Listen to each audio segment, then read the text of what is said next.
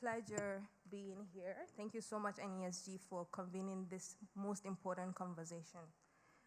In Nigeria today, there are about 80 million youth, approximately, between the ages of, let's say, 14 to 35, speaking broadly. This is the largest cohort of young people in the history of Nigeria.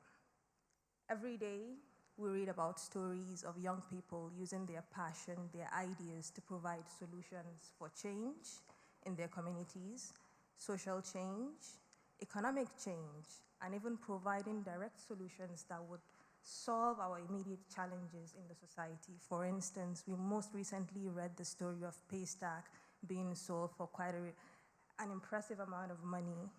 We also read about the technology company who created jobs for a number of youth who have been able to transition their skills outside the country. But this opportunity of youth demographic is not a given. It only represents a fraction, a quite tiny fraction of what Nigeria is facing today. Most young people are facing a crisis of education. There are over 13.2 million young children out of school. Young people are facing a crisis of employment, with almost about 40 million young people either underemployed or even unemployed. We are also facing a crisis of violence. If you look broadly at all of these issues, there is need for an urgent and immediate response. Indeed, for any government, it is a challenge to exclusively resolve all of these issues that the young people are facing. So in this session, I am hoping we would leave with identifying implementable solutions, if not to all, to most of these challenges. And we'll engage not only with the panelists, Hassana and Charles sitting before me, because the solutions are not exclusive to us sitting on the stage, but we'll also engage with all of you. So Hassana, I think I would start with you. Looking at this huge, large youth demographic of about 80 million, in a broad overview, how do you feel we can directly reverse this from being a challenge into an opportunity for Nigeria's social and economic prosperity? Thank you, Fali. I would say two things. First of all, and this is not applicable solely to the youth, as Nigerians, we need to define and clearly articulate what our values are. What are the values that matter to us? What are the values that drive us? Once we know what these values are, then we know how we design the policies, the plans that would drive this value and achieve them. One of the main ways to do this is through education. And I think one problem we have in this country is not just out-of-school children. Even children who are in school, they're in the classroom, but what are they learning? Are they getting an education? Once they graduate, do they have the skills to transfer to the market, to provide value and productivity to the market? And I feel generally in the world, but particularly in Nigeria and Africa, we haven't moved with the times when it comes to how we educate our people. We are very much about learning by rote and learning information. This was something that was necessary back in the days where we didn't have access to information instantly at our fingertip. So right now, you're telling children to go cram all these information. Why? When they can just Google it and it will instantly tell them. So what we need to be teaching people is how to learn, how to access information, how to ask the right questions. So when you throw them in a situation, they know how to navigate it, rather than you show them a very, very straight road and told them, do not deviate from this road. So when they are put against something that is not familiar to them, they don't know how to adapt. So we are not teaching people how to be adaptable, how to think outside the box. We're just follow the leader is the kind of education that we have in this country. And so when they are put in unfamiliar situations, unfamiliar circumstances, they crumble. They can't adapt. They can't reason. So for me, I think education is key, but the way we educate is something that we need to look at. So are you suggesting that our education system at the moment is not preparing or giving the young people the skills they need for the jobs of the future? I honestly, this is a personal opinion, and I don't think it is. I've worked in different jobs, and one of them, I worked in a school. And I was supporting the admin department in recruiting staff to the school. And I mean, we had applications upon applications when we interviewed people, and this is me interviewing people for teaching kids, and they're coming from other jobs where they teach kids. And I wanted to cry, because I thought to myself, these are the people who are teaching our children, and they can barely string a sentence together in English. So what are we doing? I think we're kidding ourselves, really. If the people who are imparting the knowledge don't even have the knowledge, and the knowledge they have is archaic, what are we doing? We are kidding ourselves, really. There is a huge problem. We have people who are not being educated because they're out of school, and we have people who are in the classroom and still not being educated. So I think the problem is bigger than what we think it is. Indeed, the challenge is indeed very, very daunting. Charles, I know you've also been a Bridge Fellow, and you've done extensive work in terms of identifying policies that would address these specific challenges. Having listened to Hassan, who has broadly identified a challenge of teaching skills and a talent gap for jobs of the future, how do you think Nigeria today should approach this challenge? Well, fundamentally, I believe we have to look at issues specifically from the investment perspective. Now, are we making deliberate investment in the young people as we have them today? Hasn't I raised an issue about education? Yes, education is key. Now, she also raised an issue about the right kind of education. Yes, that is also key. Now, I believe from what we have done in our assessment at the Bridge Fellowship, one of the things we found out is that there's no deliberate attempt by the policymakers to invest into the education sector, into the human capital development sector for the young people. Now, it's not only about education. You also have to look at the enterprise. You have to look at the economy. You have to look at the health. Now, a healthy society, they say, is a productive society. Now, you look at the way the policymakers have structured the entire, these two very important human capital development sectors, the education and the health. You realize that there are not direct and deliberate investment in these sectors. Now, if you don't have direct and deliberate investment in these sectors, you don't get the actual results you want to get. Now, if you are not planning, another thing we found out in our assessment is that there is no plan. For example, a child that is born today, in our nation as we have it today, there is no plan of what that child will become or what we will do for that child or how that child will grow in the next 5, 10 years. So you have no idea. People are just, the system is just leaving the people to their fate.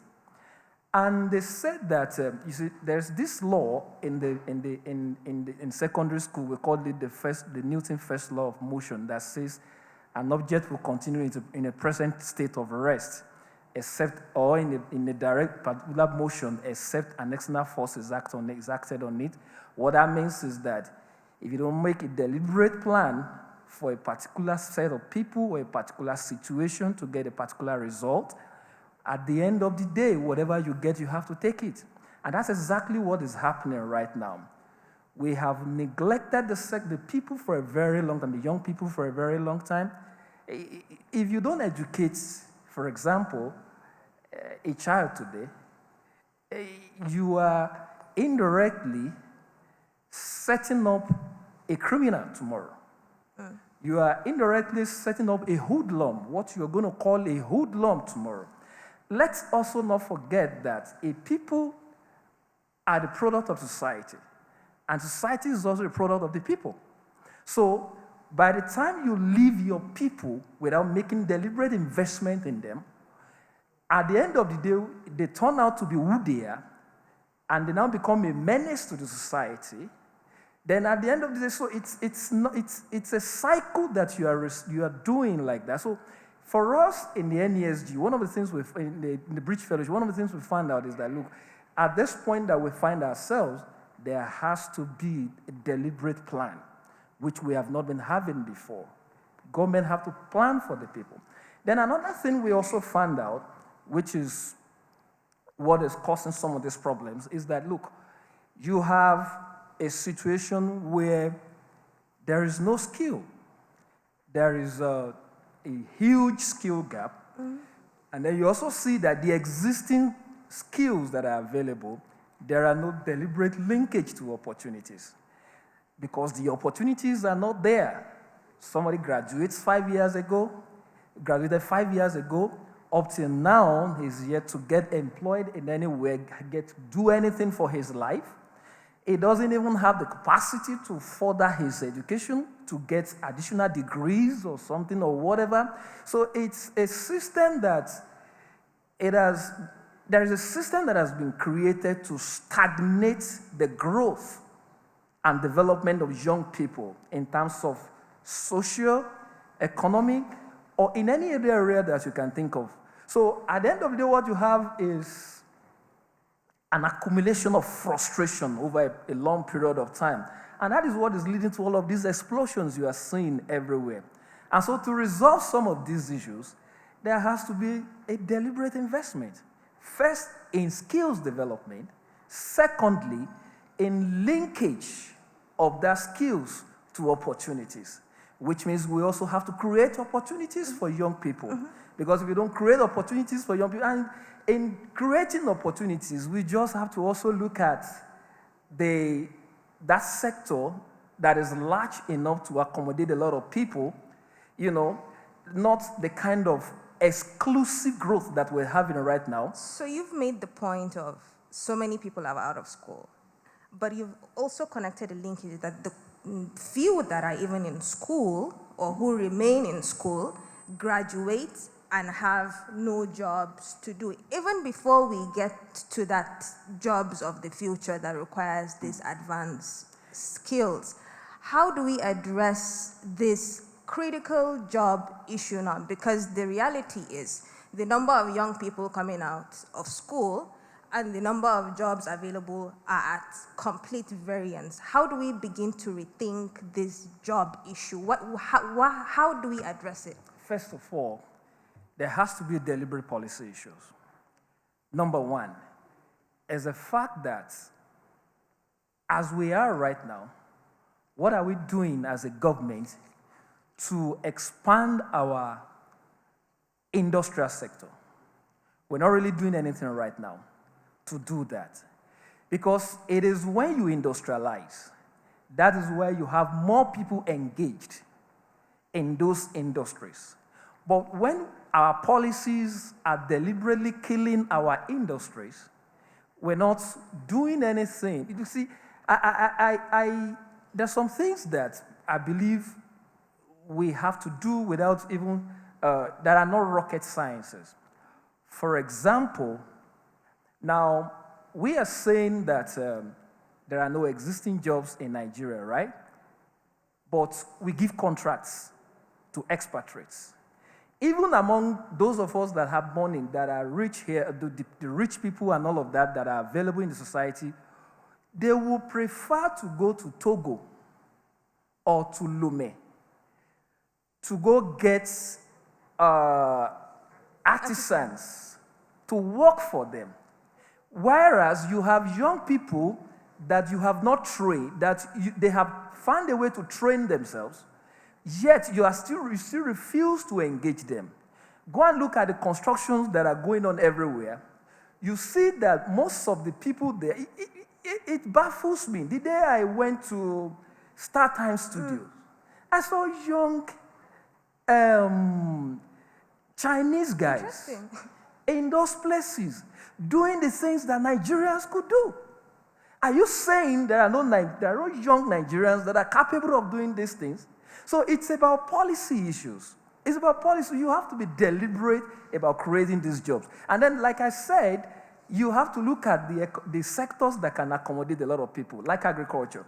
Agriculture, okay. Yes, like agriculture. I tell people today, the way we're practicing our agriculture in Nigeria, it cannot be attractive. It cannot be attractive to the young people. Now, I saw a billboard some times ago of an old man holding a hoe and a cutlass, and they put it under it, please let us go back to the land. And I said to myself and to the guy beside me, I said, look, do I want to be like this man in this picture? The singlet is torn, and he's holding a hoe and a cutlass, and that is the land you want me to go back to after 4 years in the university? You get what I'm saying now? So you need to, first of all, make that sector very attractive to young people. And how do you do that? Be deliberate. I'm so much emphasizing on being very deliberate in some of this. And how does this deliberation look like? Yeah, that's where I'm coming to. In Ekiti State, I come from Ekiti State. I have suggested to government, I did a research on the success of Fadama 2 project in 2012 in Ekiti State. What I found out was that Fadama 2 project would have been a very huge success, but there was only one missing link, and the missing link was that there was no access, there was no connection to the market. As we're talking right now, we are suffering from a lot of post-harvest losses in this country. And so all you need to do is to just link whatever is being created to the market. I've spoken to some of the people in my government in my states that look, there are young people that are doing a lot in bushes, in communities, hectares of plantation, of cassava plantations, rice plantations, and all of that. All you need to do as a government is just facilitate a linkage to an off-taker. So once there is an off-taker that comes to take whatever that guy is producing, his life begins to change. His friend begins to see that his life is changing. And his friend is also being encouraged to go into the same business that he is doing. You have not done anything extraordinary. You have not even spent a dime. All you have done was to just bring the market to them. This is very simple. But you see, what they tell you is that they start creating some very fictitious, lofty ideas that is gulping hundreds of millions and not achieving any result. So something as simple as creating a simple pro-poor market system that attracts all of these things. Perhaps it's also deliberate attempt to just leave these things undone. You get it now? Then that research that I did then exposed me to a lot of these things. I saw someone who has, for example, a PKC installation. Then I saw another one who has a palm oil production installation. The PKC guy needs the palm kernel, but there is no connection between the palm kernel guy and the palm oil production guy. So the PKC guy is there wasting. I saw that in a lot of those installations that we have in those times. So this is the critical thing that we have to be looking at. Before you start thinking of investing millions of dollars and all of that in agriculture, trying to make it look like it's a rocket science, could you please just create access to markets? So you're saying you're not just telling us to go to the farm, the right policies. So Hassana, looking Sorry, at... if I can just respond Yeah. to a couple of things he said. Firstly, to the point of, as a Nigerian citizen, having a development plan from the day you're born, to getting educated, to linking you to a job when you graduate. That all comes together with an economic development plan too. Right. It can't be in isolation. Yeah. So what is Nigeria's trajectory for its economy? If today we are an agrarian economy, then everybody who's in the job market, or majority, should have the skills for agriculture. If in 10 years' time we want to be an industrial economy, people who are in the school now and graduating in 10 years should have skills for industrial and manufacturing. If in 20 years' time we're going to be a technology and service delivery economy, people who are being born today, when they get into school, should be learning the skills to power that economy. So our education system is just stagnant. It's just there doing what it's been doing for the past how many decades. It's not, first of all, what is our macroeconomic development plan for the medium term and for the long term. And whatever that plan is, it should feed into our education curriculum to make sure we're churning out citizens with the skills to power that economy that we're planning for. So for us, I feel like in Nigeria, we do a lot of things in silos. We're not communicating with one mind. As I said, again, it goes back to what is our values. What are the values driving us? What are the values that matter? Once we identify what that is, we plan for it. Policies that will drive those values, from our economy down to our education, and they have to all work in sync. So clearly there's a disconnect between the policymakers and actually what we need to be able to implement. And as a Bridge Fellow, you've constantly been working on policy development and managing. So can you highlight how now in the future, because they're all listening to us. I was listening this morning when the chairman of the Governors Forum was like, oh, they're ready to listen to us, they're ready to take action. How do we change this narrative of creating phantom policies that give birth to ridiculous projects that have no direct impact? So as a Bridge Fellow, can you highlight to us how we can be able to, one, close that gap, and two, how do beyond just the Bridge Fellows, other people like us begin to engage on these issues, not just on the sideline, but more actively? So I mean, I think, first of all, you need to actually diagnose the problem. Don't assume you know what the problem is. All right. Go and diagnose it. Once you know what the problem is, then you can start designing the policies that will solve these problems. So I think everybody needs to come to the table with a clean mind, without preconceptions and without any sort of baggage that divides us. And let us identify, and let's tell ourselves the truth. Let's diagnose what the problem is, and from there we can start designing policies to solve the problem. Second issue, we need data. We need data in this country. Without data, what are you planning? How do you know your plan is going to work? How do you test? How do you iterate? How do you experiment? What are the inputs to this plan that you're doing, and where did you get those inputs from? You need proper, verifiable data. Data will tell you where the problems are, how many people they impact, how much resource and investment is needed to deal with these issues. In Nigeria, it's like we're afraid of data. The lack of data, like, perpetuates this opaque view that we have of our country. We don't trust the data. And I don't even think it's that we don't trust it. I think without data, everything is opaque. So things can be done under the table that you can't prove they were done because there's no data to say this is where it was and this is what it is now, so where is the in-between?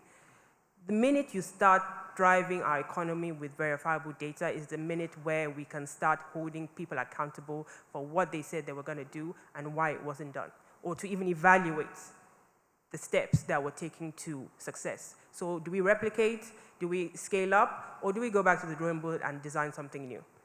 And another thing why data is important is because a lot of the time, Nigeria tries to copy what other countries are doing. Oh, this country is similar to us, let's follow their trajectory. But that is not enough, just to say, oh, they're similar to us. Let's compare apples for apples, and you need that data to be able to make that comparison and make the plans. You know, you've highlighted, you made mention of something very critical. We should propose solutions and remove the bias from our minds, amongst other things.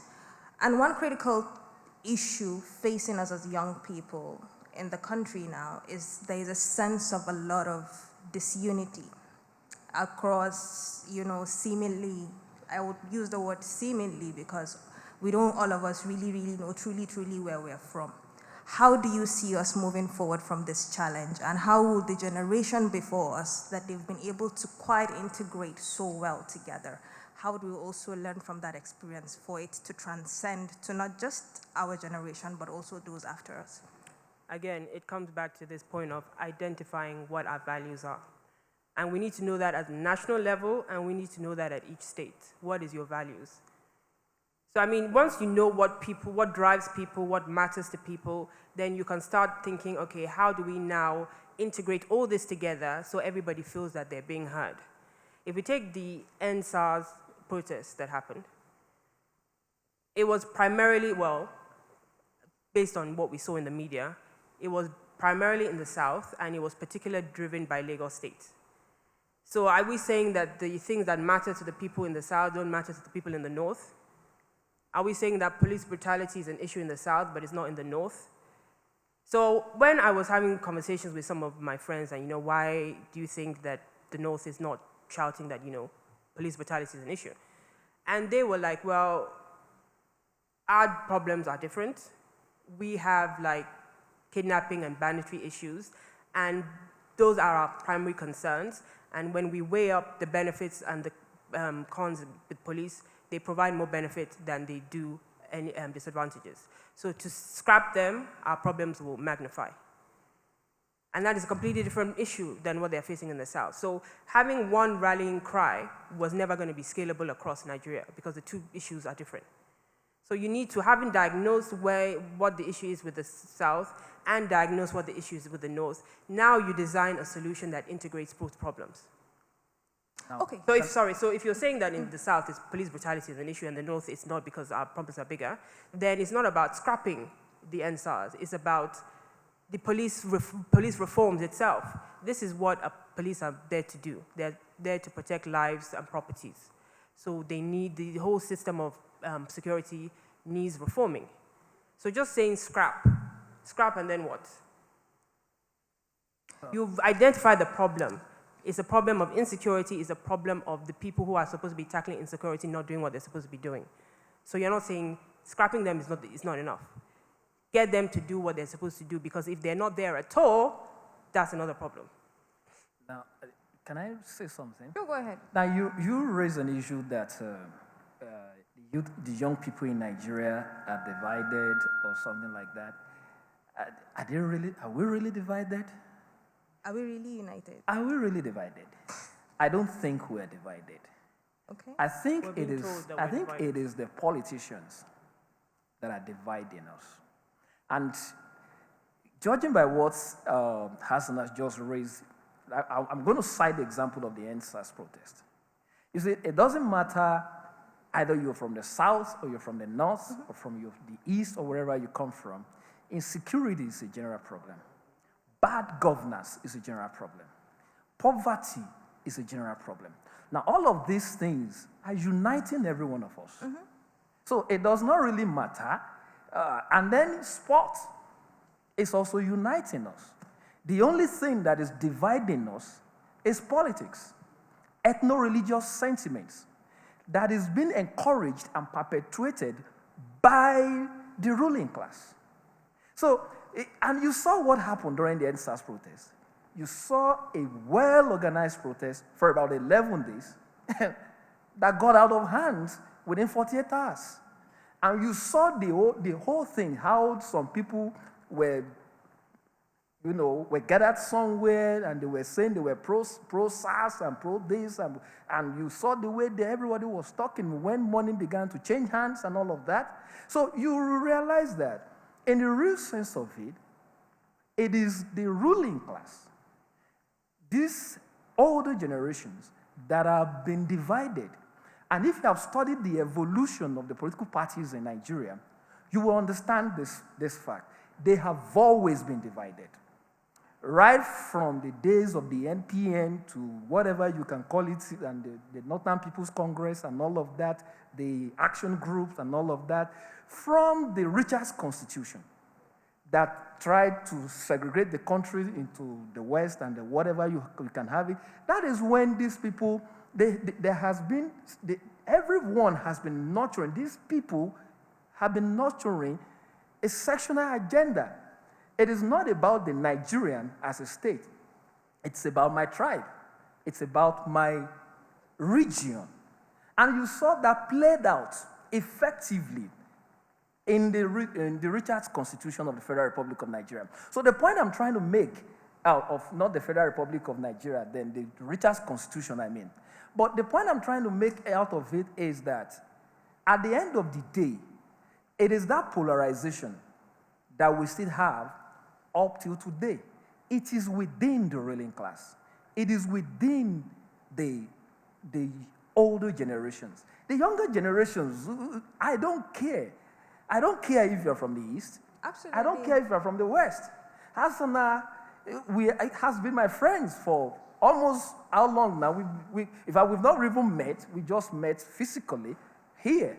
But we've been friends for over 6 months. But you know, someone would say, if I go on Twitter, that is not the narrative I would see. We're sitting here on stage and saying this because me, you, and Hassana, we're all connected. We're all the educated and within the same class in society. If you go on Twitter, you will see a different narrative from young people. They're not addressing the specific issues, but speaking on tribal lines. Look, when you are talking about tribalism, who are the ones encouraging tribalism in Nigeria? Is it the young people? No, it is not the young people. Who is making a lot of appointments from one section of the country? Are they the young people? It's not the young people. It is the ruling class. And I believe they are doing these things deliberately because the more divided a people is, the easier it is for you to control them.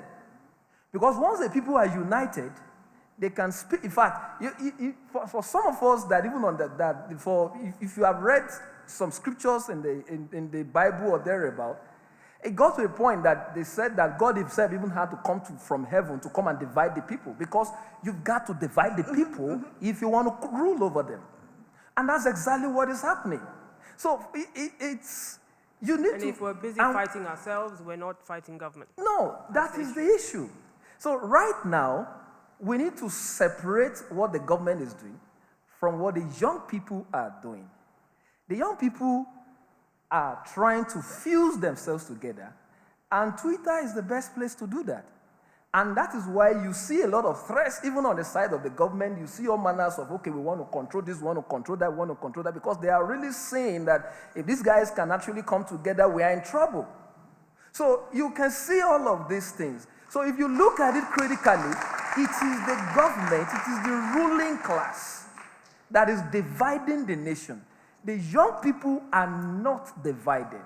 I have friends across the country. If I go to Adamawa today, I will sleep. If I go to Maiduguri today, I will sleep. If I go to Kano today, I will sleep. Kaduna, Enugu, anywhere. I am fine everywhere. How many of these men could do that? That is the truth. How many of them could come to Lagos, come to Abuja, come to everywhere, and relate at that level? There are not many. So that's Gen the issue. X, Charles is asking, how many, I'm with them here. I'm asking, how many other people? But like we indicated, this is really a solutions conversation. We've highlighted... Sorry, if I can just address your question about social media. Right. It was a point he made, actually. No, as in you were saying that if you go on social media, the kind of sentiment you see doesn't show that we're united. I mean, social media is a very powerful tool, and I think we need to recognize that. But I personally, when I'm on social media, I take everything I see with a pinch of salt. Right. Many people on social media are not there to have an intelligent debate. They're there to get a reaction. They want the likes, they want the follows, they want the forwards, they want the retweets. So I'm going to say something controversial because I know it's going to attract attention. People are going to like it. People are going to retweet it. is that really how I feel? It might not be. So I think every time you go on social media, you shouldn't just immediately accept that this is the true temperature of the country. Because social media, social media is a business, and it has algorithms that are deliberately trying to steer you in a certain direction because it attracts more people to social media. So I think people need to recognize that about social. If social media is not an objective tool that is just there to help you try and transmit information between yourself, it's not. The way these things are designed are deliberately directing your engagement just to build traffic. More traffic means more advertising. More advertising means more revenue. So let's not just think, oh, well, social media, everybody's there, is intelligently engaging, they're critical thinking, they really want to know the answers to these questions. It's not the case for a lot of people on social media. Definitely there are the people who are there trying to engage, trying to transmit information, trying to think critically, but vast majority are just trying to get attention. Indeed, neither it is a broad reflection of the large majority of Nigerians, since majority of Nigerians are not even connected to the internet. But like we said, this is going to be a solutions conversation, and it's just not Charles and Hassanat that would provide propose the solutions to these urgent challenges we as young people are facing. So we're throwing it back to the crowd and to the group. How does our future look like as a unified country with young people at the fore of our challenges? Yes, sir. I'd like to congratulate panel. I am trying to speak early because I had the privilege of being permanent secretary in the Federal Ministry of Youth Development. So I just thought to, because if you get your diagnosis wrong, your prognosis and solution will be warped. The starting point is to say that government is not investing in human capital is totally wrong. Until very recently, virtually all the universities in Nigeria were government universities. But that there is a failure of education policy is right. And the fact that universities are creating unemployable graduates has a history. Nigeria is a product of British colonial system, and our original higher education model was based on Oxbridge model that produced people for service. And that is why the past policy started with what they call the 6334 system, which did not work well. So I accept there is leadership failure, there is policy failure. The second thing, if we expand human capital, is to look at the vocation and the occupation, the artisans, the technicians and all, which are self-organized. But that framework for regulation has also broken down, and that is why we are importing artisans from Togo and all. So that's another dimension. There is also the bit about the failure of policy on skills pricing that discriminated against polytechnics and colleges of education, which is being reversed now. Now, the second thing you need to note, and you mentioned the issue about government does not give contracts to, local companies and all. It also has an history. It's a failure of economic development model of import substitution and technology transfer that didn't work for Nigeria in the days of the oil boom. So consequently, the whole issue of local content in terms of national economic management become an issue. The third issue I'd like for you to put your finger on was that there is also a breakdown of intergenerational mentoring system. And why? It's largely because for some strange reason, due to oil boom, due to militarism, money became the decider in politics. And you need to grow up before you make money. Unfortunately, that's the logic of Nigeria. So today, Nigeria has contributed to political science conversation, a theory of stomach infrastructure. Nigeria is the only nation in the world where voters will collect money to vote. The other point that you need to know is that youth, we grew up in the day of youth activism. The Ochegun Okewo days and all. Even the military couldn't take the youth for granted. Couldn't take the student for granted. I was a student union leader at University of Ibadan. The vice chancellor cannot dictate to my cabinet. But the issue is that over the years, youth opportunists took over the leadership of the youth movement. And the organizing framework for youth to be present was lost until social media restored it for them. And it's not just social media that restored it. It's because some intelligent people within the youth movement leveraged on the Occupy model. And that was why we had the NSAS and all. So my contribution is basically to deepen diagnostics. And I hope other people will stop to solution. Thank you. Do we have any other contribution from the floor?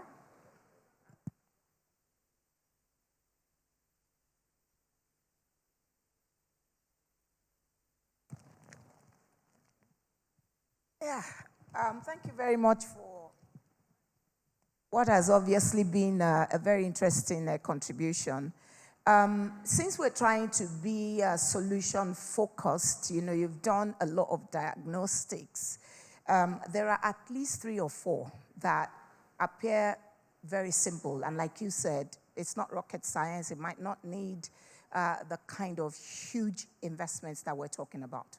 So first of all, you talked about the fact that vocational training has been largely left to individuals to organize.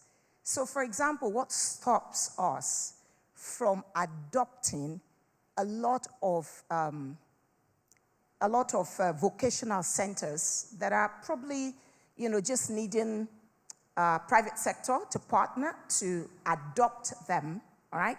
And then a good number of these quote-unquote skills that are disconnected, which it just takes a certain number of young people that have agreed to gain new skills that, for example, makes them to be as competent as the people that are being brought across the border, especially in the construction industry, for example. So what stops us from picking up those trade centers that can, with a very, very little investment, all right, commit to, we're graduating, we're reskilling, we're retooling certain numbers of youth so that we begin to see, first, a downward trend in terms of the unemployed and the underemployed for those that can be converted, and they would gainfully be employed because the opportunities are there for them to at least take over from the people that we're bringing in from neighboring countries within that particular sector. So that's one. At least that can close that disconnect of those who are already out there, available, but quote-unquote unemployable. That's one. Now, the second bit of it that you can also take a look at, you talked about us articulating where exactly we want to take the economy in terms of trajectory. Okay, again, that is something as simple as where are the low-hanging fruits, where are the long-term agreements. So, for example, what exactly do we want to channel our people into? Are we going into technology, which obviously begins to define exact numbers, clear outcomes that we can hold people accountable for? Is it in the medical area? I mean, technology can transcend.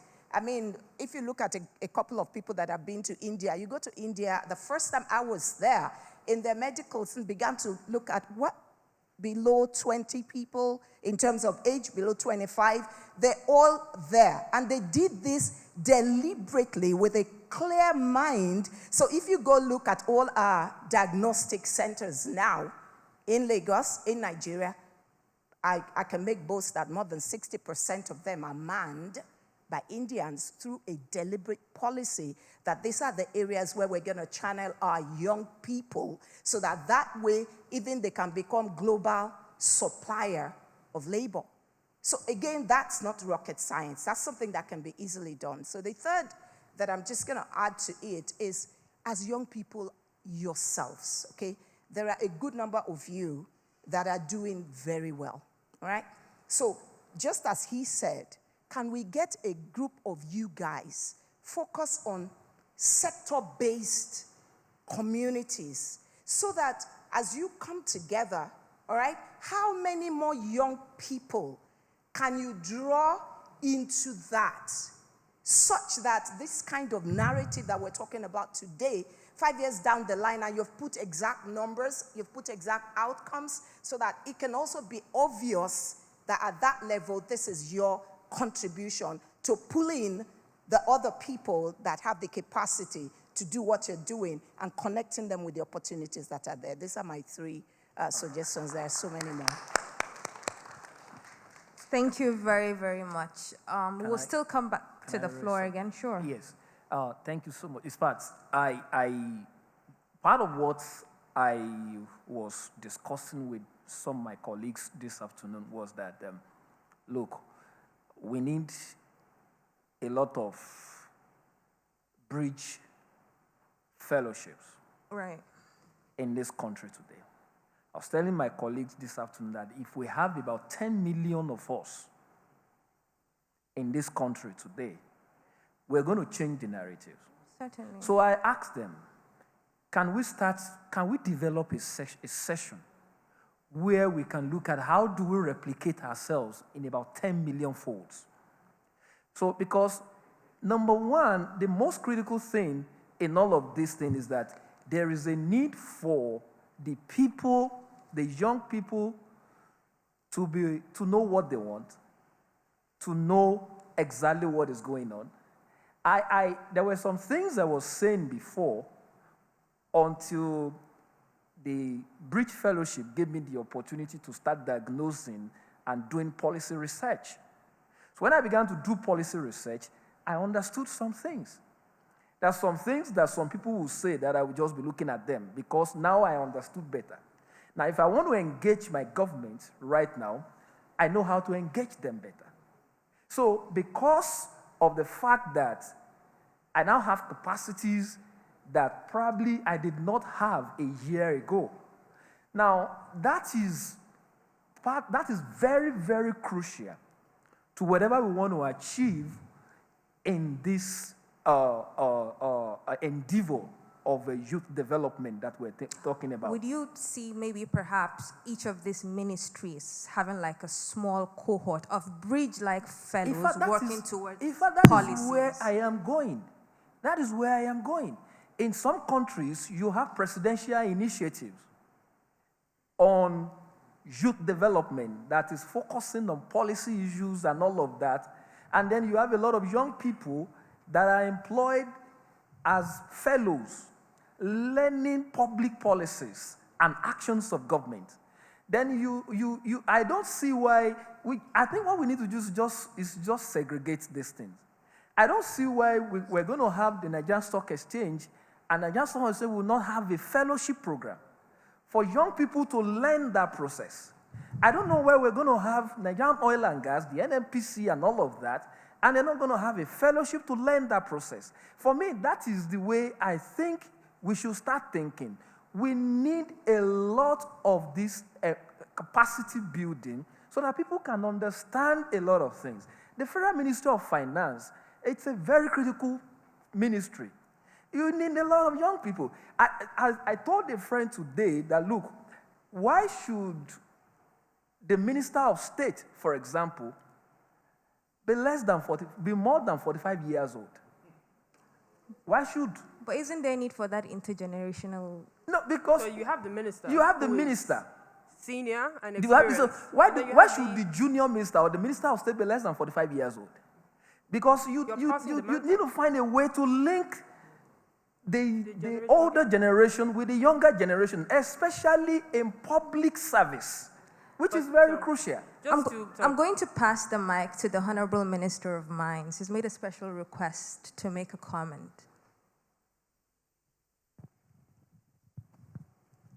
Well, thank you so much. Well, I listened to the diagnosis, and just like the gentleman there said, when you don't get the diagnosis right, your result might not be what you expect. I think what we've overlooked here since the discussion is that what happened in Nigeria is actually the family as a unit of the society had broken down. That's what happened. Look at it. We'll keep talking. We can't find artisans again and all that. When I was growing up, there were proud carpenters. There was one Baba Yabo that used to make furniture for my dad. And you see, I became an architect. I would say through the skills that the guy, displayed. You see the man, not so educated, but was very proud of his skill, and he would deliver what he would deliver. You probably won't get it from the King's Way of those days. But what really happened? I think the population was ballooning, and then parents could no longer control their kids. And that is where the problem of Nigeria started. The unit of society, the family broke down, where parents could no longer talk to their kids. And that's where the problem started from. Now, we need to go back to start valuing and work. You see, all this get rich quick, because the kids of today, even from the age of 20, wants to be a millionaire. This is the culture we've learned from television, from exposure, the kind of exposure we didn't have growing up. You see, we wanted to follow our profession, we wanted to get to the top. No, we went through to still age. I left university, I went to work for a firm. I worked there a number of years. I started my own practice, started working the streets. For about 3 years, I couldn't get a big job, but you see, we kept going on. But those values are gone. Now, we need to control the population in this country. We do not have the revenue to take care of the population we have. If we don't address that, we're just dancing around the issue. The way the population is growing, we need to address that. We need to start talking to our parents. We need to control the population. We're just ballooning, and oil is out. Everybody's going green. Now, they say you want to diversify the economy through agriculture, through mining and steel, and all that. But even then, that has some gestation period. So we do not have the resources to manage the population we have. But what are the solutions that we have today? And that's where you must give kudos to government with what they're doing. Look, we're talking of, let's open up the maintenance industry that employs people. But then ask yourself, you ask the young man of 25, 30 to go and work on his site to make money. He thinks it's beneath him. This is somebody who is staying at home, not earning a kobo. You offer him to do a job. He had this job. So maybe you could earn 5,000 naira for that day. He thinks the job is beneath him. He doesn't want to do it. I worked for the Ogun State government before coming to the federal sector. We set up a firm. You know, the old farm settlement system that they had in those days in the western region. You bring in graduates, and then you give them all the tools and all that, and you apportion a certain part of land to them. But then, you found out that they were only there half-heartedly, because everybody's looking at, look, how can I become a millionaire tomorrow? Nobody wanted to nurture anything. Those are the values that we need to start inculcating back in our youth. The parents need to do this. Society needs to do it. The elders. Without those values, all we are saying is hot air.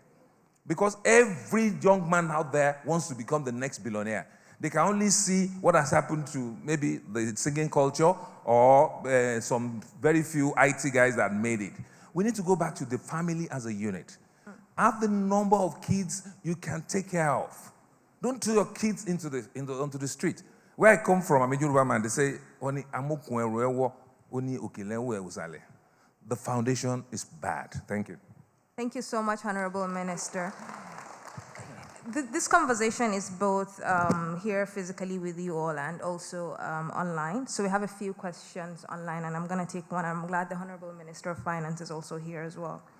I have a question from Harris Ayuk. He says, financial institutions hesitate to give funding to youth because they lack things like collateral or evidence of large profit-making abilities in their businesses. What can be done to reduce these barriers and increase access to finance and opportunities for youth income generation? I'm aware in the last year or so, we've done a few bills toward young people accessing non-collateralized loans. I don't know if someone from the Ministry of Finance or the Honorable Minister or anyone from the banking industry is going to address this, since this is not coming directly to Charles and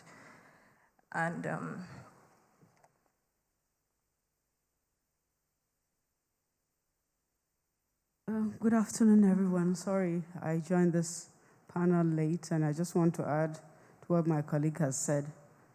So we have a large population, and the population is already here. We can only control the numbers going forward. What do we do with the existing numbers that we have? We must support our youth to acquire skills, because the education that we have with the youths coming out of our universities now or other institutions are not skilled.